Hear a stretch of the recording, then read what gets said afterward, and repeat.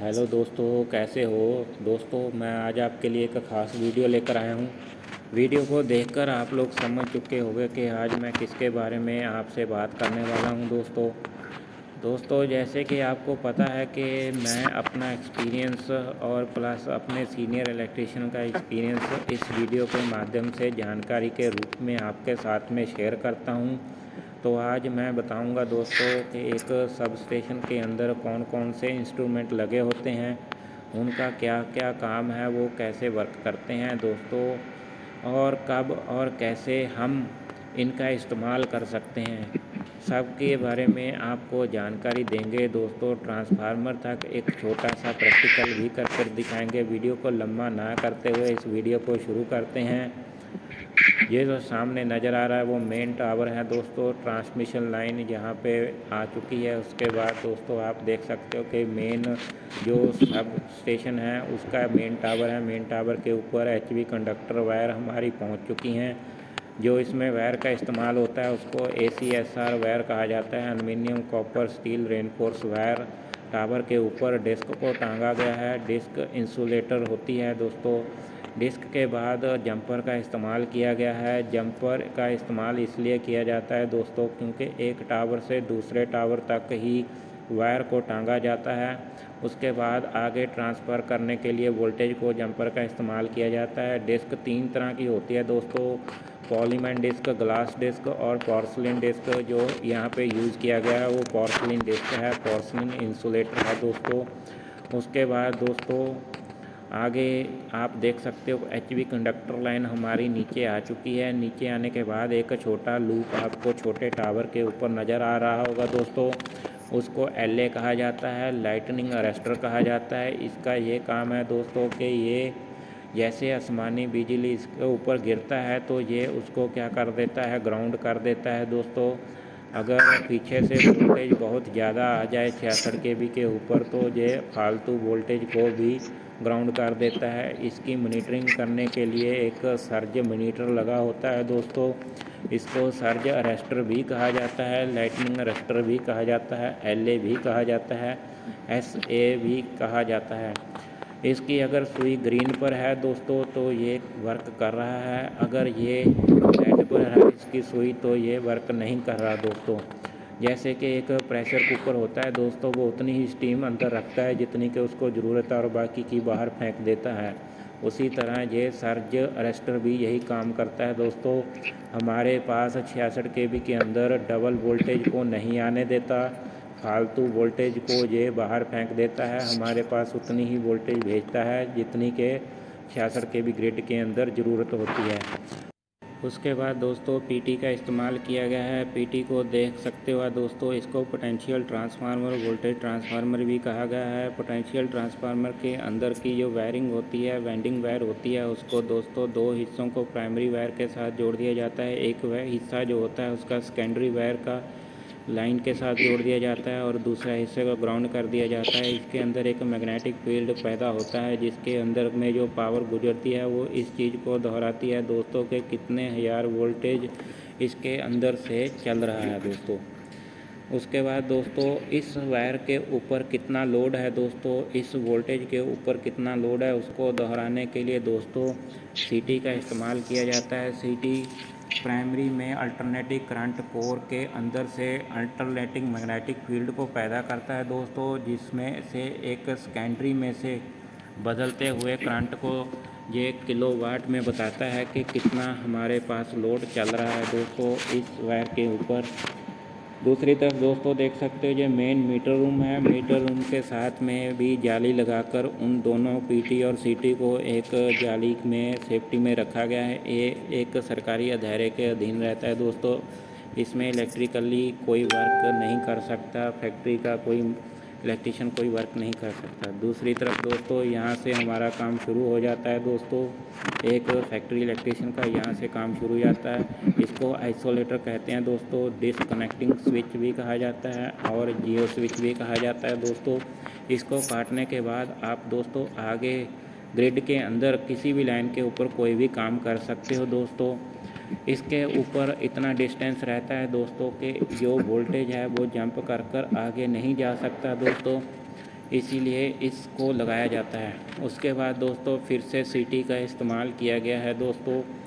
ये सीटी का इस्तेमाल इसलिए किया गया है दोस्तों, ये हमारे कंट्रोल रूम में बताता है कि अगर हमारे पास मान लीजिए 2 ट्रांसफार्मर है तो दोनों ट्रांसफार्मर के ऊपर कितना लोड चल रहा है वो इस सीटी से पता चल जाता है दोस्तों।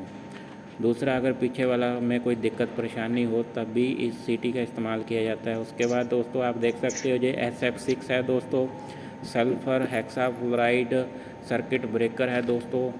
इसको GCB और OCB भी कहा जाता है। इसमें सल्फ़र हेक्साफ्लोराइड गैस डाली जाती है दोस्तों, इसीलिए इसको GCB कहा जाएगा दोस्तों। गैस सर्किट ब्रेकर इसको कहा जाएगा। एक ऑयल सर्किट ब्रेकर होता है दोस्तों, एक गैस सर्किट ब्रेकर होता है। इसका सबस्टेशन के अंदर सेम वही वर्क रहता है जैसे एक उस MCB का होता है दोस्तों। वो छोटा MCB होता है, मिनीएचर सर्किट ब्रेकर होता है। ये SF6 है दोस्तों। इसके अंदर जो गैस है उसके लिए नापने के लिए, उसका लेवल चेक करने के लिए एक गेज लगा रहता है दोस्तों। उसके बाद दोस्तों आइसोलेटर का इस्तेमाल किया गया है दोस्तों। फिर से आइसोलेटर का इस्तेमाल किया गया है, जियो स्विच का इस्तेमाल किया गया है। ये स्विच जो है, पहला जो जियो स्विच था वो पूरे ग्रिड का था। ये दूसरा जियो स्विच है दोस्तों, बस वायर का जियो स्विच है दोस्तों।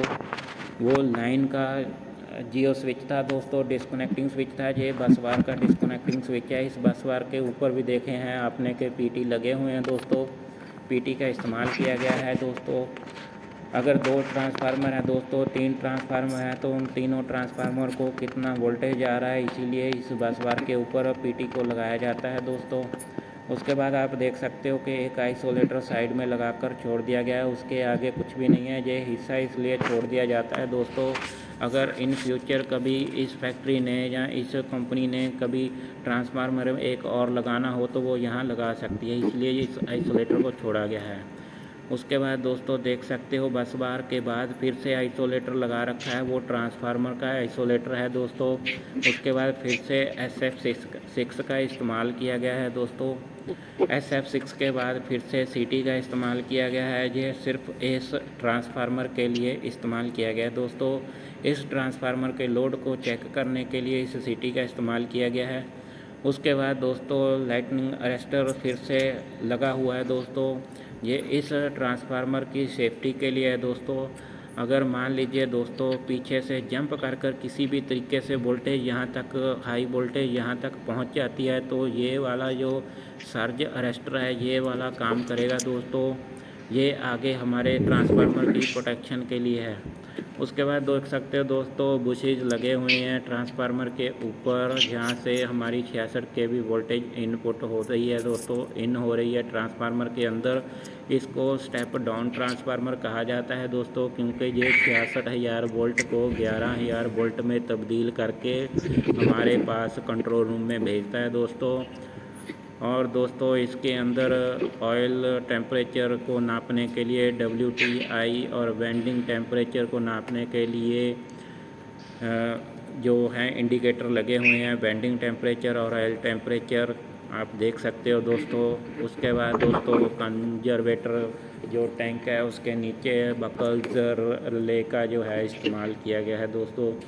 इसके बारे में दोस्तों ट्रांसफार्मर के ऊपर हम अलग से वीडियो बनाएंगे, उस वीडियो में आपको ट्रांसफार्मर के बारे में पूरी जानकारी देंगे दोस्तों कि ट्रांसफार्मर के अंदर क्या क्या है और कैसे इसकी वेंडिंग होती है और कैसे ये वर्क करता है दोस्तों। अभी हम आपको एक प्रैक्टिकल करके दिखाते हैं। हमारे पास वोल्टेज थोड़ा बढ़ा हुआ था, अभी हम उसको कैसे हम मेंटेन कर सकते हैं इस टैप चेंजर के द्वारा। इसको ऑन लोड टैप चेंजर कहा जाता है। इस ऑन लोड टैप चेंजर के द्वारा मैं आपको वोल्टेज को डाउन करके दिखाऊंगा दोस्तों कि कैसे बढ़ा हुआ वोल्टेज को हम डाउन कर सकते हैं, बैलेंस में कर सकते हैं, उसको ड्रॉप कर सकते हैं। अभी देखिए कितना वोल्टेज हमारे पास चल रहा है। अभी ये 5 नंबर पे है दोस्तों। अभी मैं प्रैक्टिकली इसको 4 नंबर पे कर रहा हूँ। ये देखिए 4 नंबर पे हो गया है दोस्तों। 4 नंबर पे करने के बाद स्टेप डाउन ट्रांसफार्मर का टैप चेंज करने के बाद अभी हमारे पास जो वोल्टेज आ रही है आप देख सकते हो 423 से ये 416 हो गई दोस्तों, जो अभी हमारे पास चल रही है। उसके बाद दोस्तों रही बात सिलिका जेल की, ट्रांसफार्मर के ऊपर ये कूलिंग फ़ैन क्यों लगाए जाते हैं रेडिएटर के ऊपर, उसके बारे में हम आपको ट्रांसफार्मर के ऊपर अलग से वीडियो बनाएंगे दोस्तों। ये वीडियो आपको कैसा लगा दोस्तों कमेंट में ज़रूर बताइएगा, और किसी चीज़ की जानकारी आप लेना चाहते हो वो कमेंट में बताइएगा दोस्तों। ये वीडियो को पूरा देखने के लिए आपका मैं दिल से धन्यवाद करता हूँ दोस्तों। आपका धन्यवाद।